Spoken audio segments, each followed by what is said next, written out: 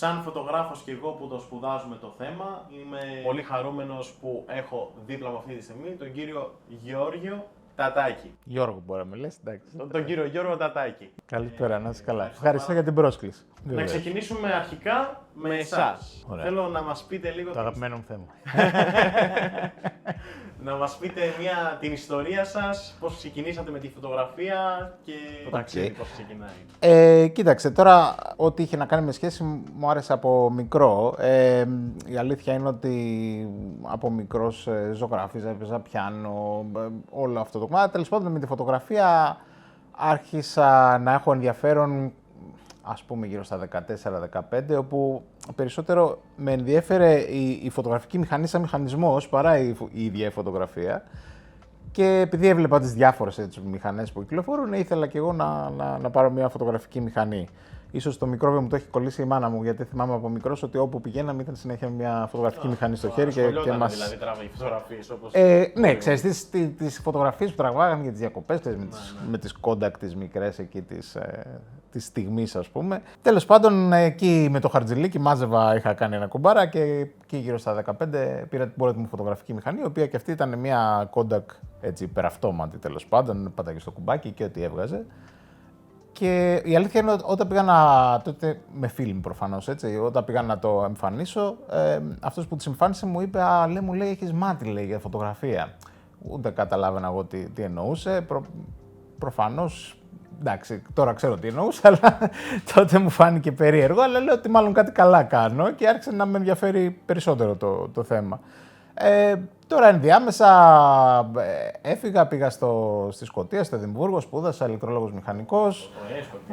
Ναι, ωραίο, πολύ ωραίο το Εδιμβούργο και πέρασα και πολύ ωραία φοιτητικά χρόνια. Έγινα λοιπόν ηλεκτρολόγος μηχανικός, γιατί θεωρούσα ότι όλα αυτά τα καλλιτεχνικά, ας πούμε, δεν είναι επαγγέλματα πραγματικά, οπότε μπορώ να γίνω γιατρός ή δικηγόρος ή μηχανικός και επέλεξα το μηχανικός επειδή καταπιανόμουν έτσι με ηλεκτρονικά και τέτοια. Έκανα και το μάστερ μου εκεί, έμεινα και κάνα 2 χρόνια δούλευα ως μηχανικός. Και σε τι ακριβώς? Ηλεκτρολόγος μηχανικός σε μικροηλεκτρομηχανολογικά συστήματα ήταν το μάστερ. Μετά βρήκα μια πρόφαση να ήθελα να γυρίσω στην Ελλάδα, οπότε βρήκα μια πρόφαση και ξεκίνησα ένα διδακτορικό στο Δημόκριτο και ήρθα πίσω στην Ελλάδα.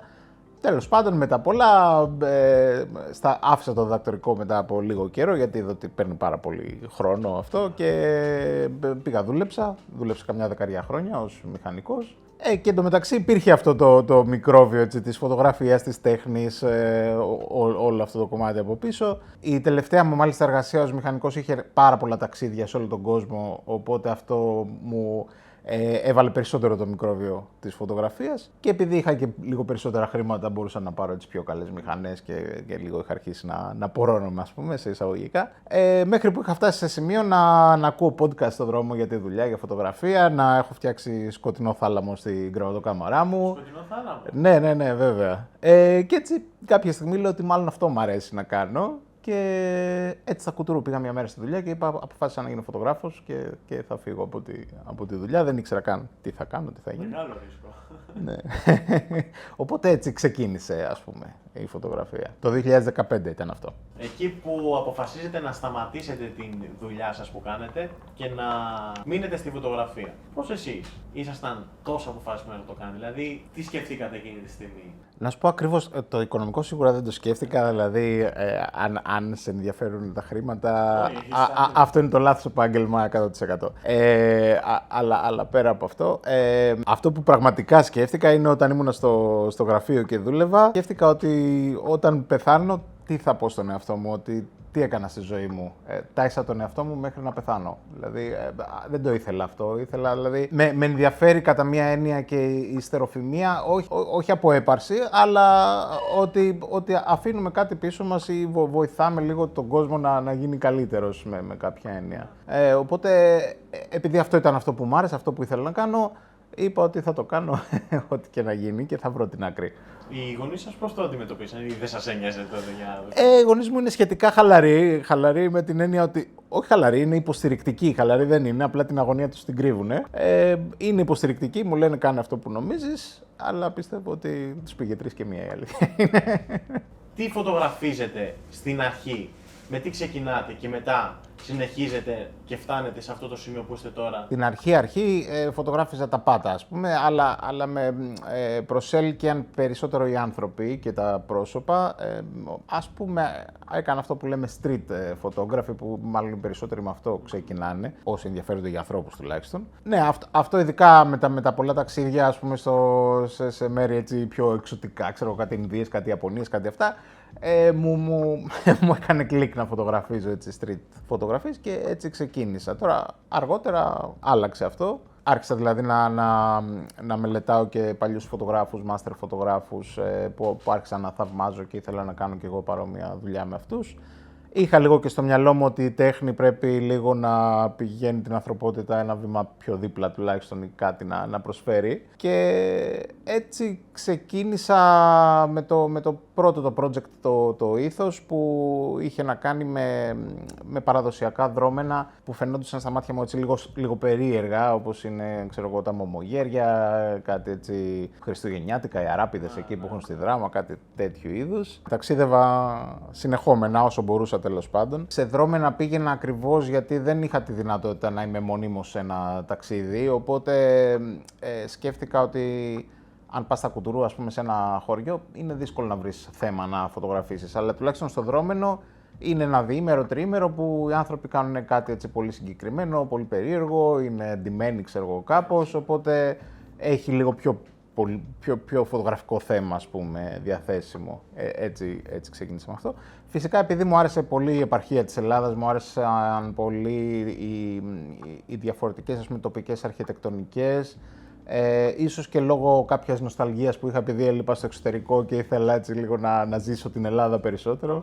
Το έχω απορία αυτό, πώς και αποφασίσατε να έρθετε πάλι πίσω. Γιατί σήμερα περισσότεροι, ξέρω εγώ και στην ηλικία μου, θέλουμε να φύγουμε από την Ελλάδα για να πάμε να σπουδάσουμε και να εργαστούμε. Πώς εσείς το αποφασίσατε να γυρίσετε? Φύγετε πρώτα και μετά, μετά μου το ξαναλες. Δεν είχα κανένα μεγάλο πρόβλημα, απλά ήθελα λίγο την κουλτούρα μας, δηλαδή δεν έδαινε πολύ η δική μου κουλτούρα με της Αγγλίας ή με οπουδήποτε, τέλος πάντων. Πήγαινε καλά η ζωή, τέλος πάντων, αλλά δεν είχε έτσι αυτή την ευχαρίστηση που νιώθουμε όταν είμαστε εδώ. Εντάξει, επίσης είναι και το άλλο το θέμα ότι όταν έφυγα ήμουνα 19 χρονών, οπότε δεν είχα ζήσει την πραγματικότητα, την εργασιακή πραγματικότητα.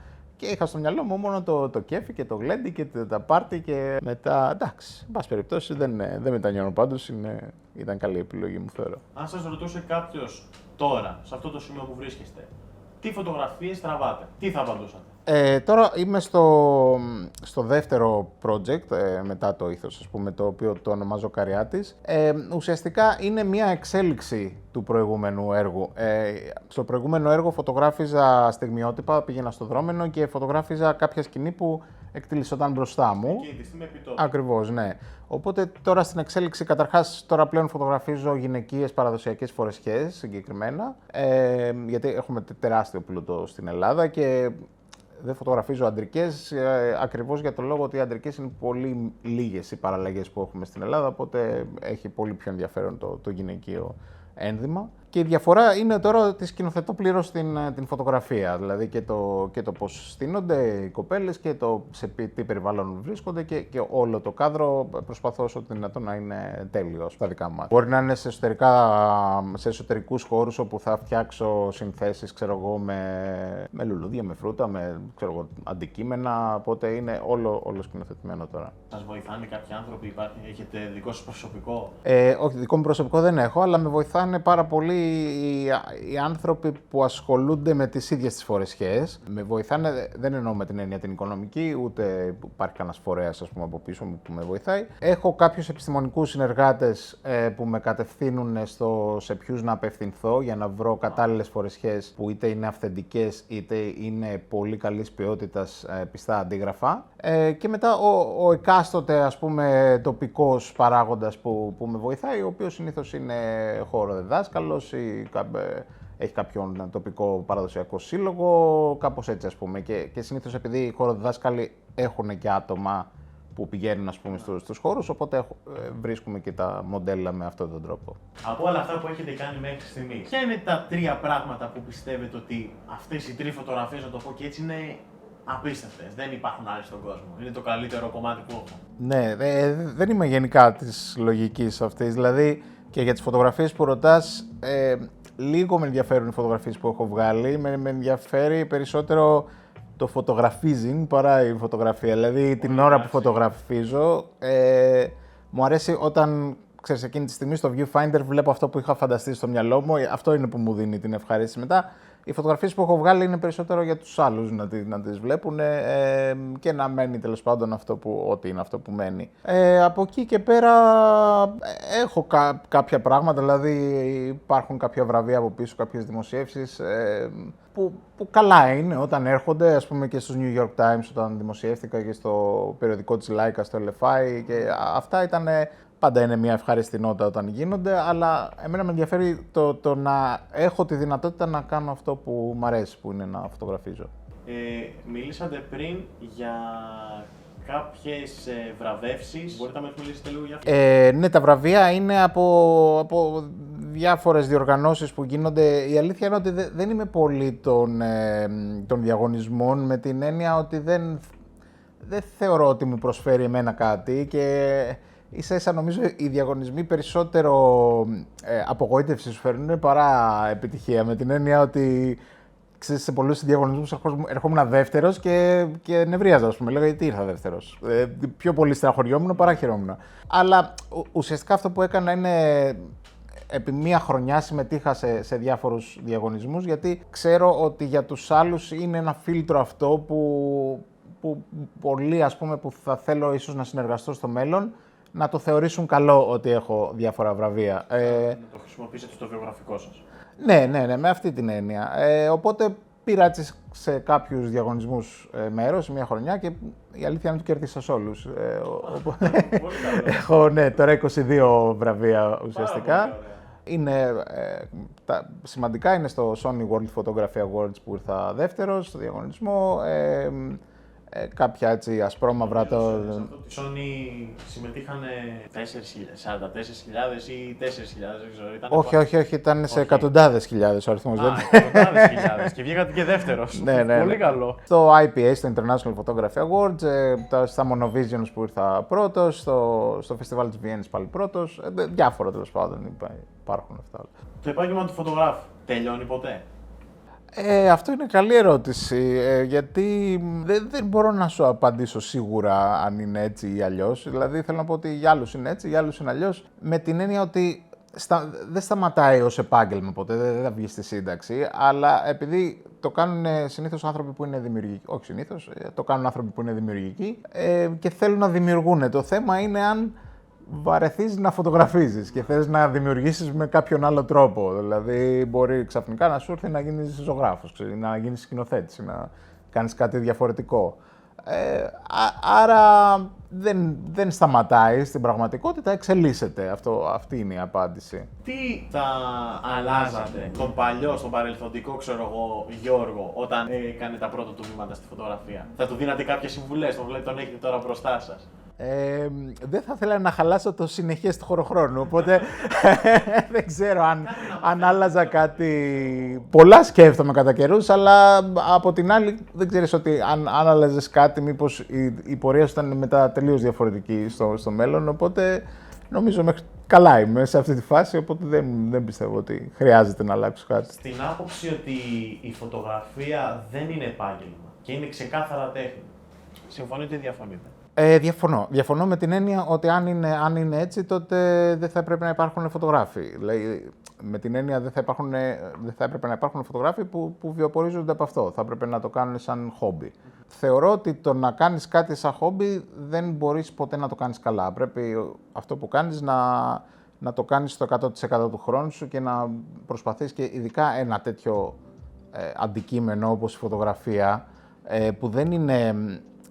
Ξέρεις, η τέχνη έχει μια βασική διαφορά από το επιχειρήν, με την έννοια ότι όταν ανοίγεις μια εμπορική επιχείρηση, ανταγωνίζεσαι τις ζώσες άλλες επιχειρήσεις που υπάρχουν στον κόσμο. Όταν ασχολείσαι με την τέχνη, δεν ανταγωνίζεις μόνο τους ζωντανούς, ανταγωνίζεσαι και τους πεθαμένους.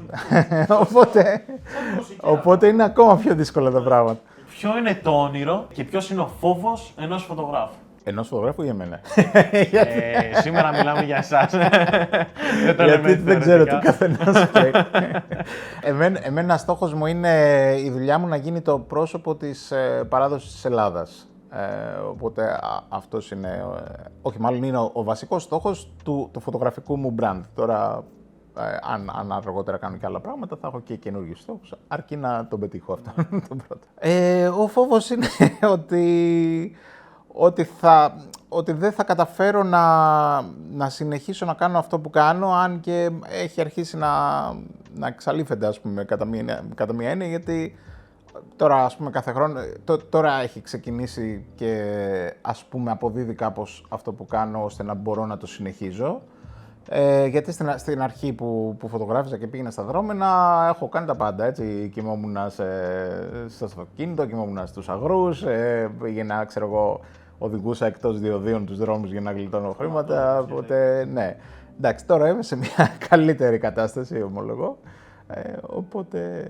Εντάξει, αυτός είναι ο φόβος μου, γιατί είναι ένα επάγγελμα που δεν είναι σίγουρο, δεν ξέρεις αν του χρόνου θα έχεις τις ίδιες απολαβές με φέτος, οπότε αυτό είναι το πρόβλημα. Σε λίγες μέρες ξεκινάνε οι πανελλαδικές εξετάσεις. Τι συμβουλές έχετε να δώσετε σε αυτούς τους μελλοντικούς φοιτητές, παύλα φωτογράφους?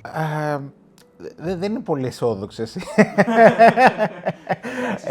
Αλλά η αλήθεια είναι, αν πούμε τα πράγματα με το όνομά τους, είναι ότι καταρχάς όταν κάνεις όταν ασχολείσαι με ένα τέτοιο αντικείμενο, δεν μπορώ να το πω επάγγελμα, δεν μου βγαίνει, αλλά πρέπει να έχεις όχι απλά αγάπη, δηλαδή δεν πρέπει απλά να σ' αρέσει η φωτογραφία, πρέπει να έχεις αιμονή.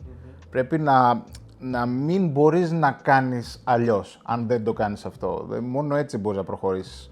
Αυτό γιατί για να πετύχεις αυτό το πράγμα χρειάζεσαι απίστευτη υπομονή και επιμονή, που είναι πολύ παραπάνω από αυτό που έχεις στο μυαλό σου, και κατά πάσα πιθανότητα, αν τα έχεις αυτά, δεν θα πετύχεις. Αν τα έχεις αυτά και πετύχεις, τότε αυτό είναι το θετικό, το αισιόδοξο μήνυμα. Απλά είναι αυτό, δηλαδή, αν κάποιος δεν ξέρει τι να κάνει και λέει ας πάω να κάνω φωτογραφία γιατί το βρίσκω ενδιαφέρον, ας πούμε, ας το ξανασκεφτεί. Ναι. Πρέπει να μην μπορεί να κάνει αλλιώς, να θέλει να κάνει αυτό το πράγμα οπωσδήποτε. Το μέλλον της φωτογραφίας στην Ελλάδα πώς το βρίσκετε εσείς? Εντάξει, κοίτα, όσο περνάει ο καιρός ασχολείται περισσότερος κόσμος με τη φωτογραφία, ακριβώς επειδή έχουμε και τα κινητά μας και το Instagram και το Facebook και αυτά. Όλοι κατά μία έννοια είναι δυνητικοί φωτογράφοι. Εγώ δεν θεωρώ ότι το να βγάζεις φωτογραφίες με το κινητό σου είναι κάτι υποδέστερο, ας πούμε, το να βγάζεις με μηχανή ή οτιδήποτε. Νομίζω ότι δεν έχει να κάνει το μέσο, έχει να κάνει ο άνθρωπος, ο φωτογράφος. Και ναι, μεν βλέπουμε έτσι πολύ σαβούρα, ας πούμε, στα social media, αλλά παρόλα αυτά ο κόσμος έχει αρχίσει και ασχολείται με το θέμα φωτογραφία, πολύ περισσότερο από παλιότερα. Οπότε θεωρώ ότι και αυτοί που φωτογραφίζουν ως επάγγελμα, ως κύρια ασχολία, μπορούν να φαίνονται περισσότερο με αυτόν τον τρόπο. Άρα γενικά το βλέπω ότι πηγαίνει καλύτερα. Το πρόβλημα με την Ελλάδα είναι ότι ως μικρή χώρα δεν έχουμε δυνατότητες να φέρνουμε μεγάλες εκθέσεις φωτογραφίας. Αν δεις δηλαδή εκθέσεις φωτογραφίας που γίνονται στην Ελλάδα, είναι πάρα πολύ λίγες. Γίνονται από, ας πούμε, τώρα η τελευταία μεγάλη ήταν της Νέλη που έκανε το Μουσείο Μπενάκη, η οποία όμως ήταν από αρχείο που υπήρχε ήδη στο Μουσείο Μπενάκη. Δεν φέραν κάποιον φωτογράφο από το εξωτερικό και το καταλαβαίνω απ' την άλλη, γιατί άμα σκεφτείς, ας πούμε, ο Μάρτιν Πάρα, ο Κουντέλκα, γιατί να έρθουν στην Ελλάδα να κάνουν έκθεση, δεν έχει κανένα νόημα για αυτούς. Οπότε αυτό είναι το μειονέκτημα που έχουμε. Τώρα βέβαια, εντάξει, επειδή οι μεταφορές είναι πολύ εύκολες, μπορούμε να πηγαίνουμε σε άλλα σημεία της Ευρώπης, της Αμερικής και να παρακολουθούμε εκθέσεις εκεί. Θα γυρίσω τώρα σε ένα κομμάτι το οποίο πάει τελευταία σε όλα τα social media όσον αφορά το θέμα της τεχνητής νοημοσύνης, AI. Εκτός ότι γράφεις ένα ρομποτάκι να σου γράψει, ξέρω εγώ, μια έκθεση για το πανεπιστήμιο ή επίσης του λες και τι να σου φωτογραφίσει, ξέρω εγώ, θέλω αυτό το τάδε, με τόσο διάφραγμα, με τόσο ISO και τέτοια. Ένας οίκος μόδας νομίζω σταμάτησε πλέον να παίρνει και μοντέλα και έχει την τεχνητή νοημοσύνη να του φτιάνει ειδικά μοντέλα για να φοράει τα ρούχα τους. Το μέλλον της φωτογραφίας θα κινδυνεύσει από την AI ή όχι? Έχω γράψει ένα σχετικό άρθρο στο blog μου γι' αυτό, μάλιστα. Εγώ να σου πω ότι χρησιμοποιώ κατά κόρον AI και για το GPT, για τα κείμενα και Midjourney για εικόνες. Δεν το χρησιμοποιώ για να προσθέτει στην δική μου δουλειά, αλλά το χρησιμοποιώ για άλλα πράγματα, για γραφικά, σε site, έχω φτιάξει κάποια βιβλία για παιδιά που σου συστήνουν τους μεγάλους ζωγράφους, ας πούμε, του παρελθόντος. Το βρίσκω πολύ ενδιαφέρον, μου κινεί πάρα πολύ το ενδιαφέρον και το βρίσκω πάρα πολύ δημιουργικό. Δηλαδή είναι κάτι που πραγματικά με πορώνει όταν κάτσω και ασχολούμαι. Δεν θεωρώ ότι είναι κίνδυνος το AI. Μπορώ να το αναπτύξω πάρα πολύ αυτό το θέμα, αλλά θεωρώ ότι είναι ένα εργαλείο, το AI, που μπορεί να βοηθήσει στην δουλειά μας. Καταρχάς, το AI δεν μπορεί να βγάλει φωτογραφία, με την έννοια ότι μια πραγματική στιγμή που συμβαίνει δεν μπορεί να την υποθέσει το AI και ούτε θα μπορέσει στο μέλλον.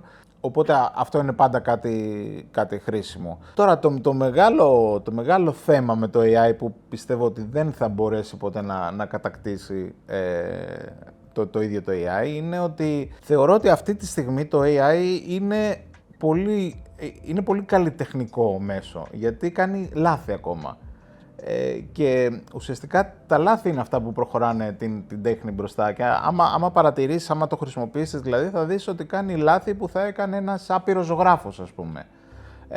Οπότε από αυτά τα πράγματα προκύπτουν κάποιες έτσι δημιουργικές εκπλήξεις, ας πούμε, που είναι όμορφες. Σε λίγο διάστημα, δεν ξέρω, μήνες, χρόνια τι, θα γίνει τέλειο. Θα γίνει τέλειο τεχνικά, δηλαδή αυτό που θα ζητάς θα σου το φτιάχνει ακριβώς. Αλλά αυτό μπορούμε να το αντιστοιχίσουμε με έναν άνθρωπο ο οποίος ζωγραφίζει τεχνικά, είναι άριστος τεχνίτης, μπορεί να σου φτιάξει κάτι φωτορεαλιστικό ή κάτι πάρα πολύ καλά, και σκέψου αυτός ο άνθρωπος να φτιάχνει μια σκηνή με μια μεγάλη φάλαινα, ας πούμε, που πέφτει πάνω σε ένα καράβι, χωρίς δεν έχει δει ούτε στη ζωή του ποτέ φάλαινα, ούτε έχει ανέβει ποτέ σε καράβι. Μπορεί να στο κάνει τέλεια τεχνικά, να καταλαβαίνεις τη φάλαινα, να καταλαβαίνεις το καράβι, αλλά σκέψου τη διαφορά με αυτόν που είναι πάνω στο καράβι και βλέπει τη φάλαινα και έρχεται κατά πάνω του αυτός ο τεράστιος όγκος, κάτι που είναι τελείως εξωπραγματικό, έτσι. Άρα αυτό που λέω είναι ότι το συναίσθημα που μεταφράζεται σε τέχνη είναι κάτι τελείως ανθρώπινο. Δεν μπορείς να το αλλάξεις, να το κάνεις, να το κάνει η μηχανή αυτό το πράγμα, που δεν έχει αυτή την πραγματική εμπειρία των γεγονότων. Οπότε θεωρώ ότι όσο περνάει ο καιρός θα γίνεται λιγότερο καλλιτεχνικό το AI και περισσότερο τεχνικό, ας πούμε. Εσείς τι εξοπλισμό χρησιμοποιείτε τώρα? Leica, έχω τη Leica Q και τώρα προχθές βγήκε η Q3 και λίγο θέλω να την πάρω. Δεν είμαι πολύ το εξοπλισμό, αλλά εντάξει, έχω μια μηχανή 10 χρόνια, οπότε κάποια στιγμή θα πρέπει να κάνω upgrade. Έχει 28 πάνω, δεν αλλάζει ο φακός, είναι compact. Ναι. Γενικά χρησιμοποιώ πολλούς περιορισμούς στη δουλειά μου για να έχω κάποια ώρα που μπορώ να σπάσω, με αυτήν την έννοια. Άρα χρησιμοποιώ πάντα τον 28, είναι όλες οι φωτογραφίες μου οριζόντιες, όλες είναι ασπρόμαυρες, δεν γκροπάρω ποτέ. Οπότε αυτοί είναι οι περιορισμοί που έχω βάλει στον εαυτό μου για να μπορέσω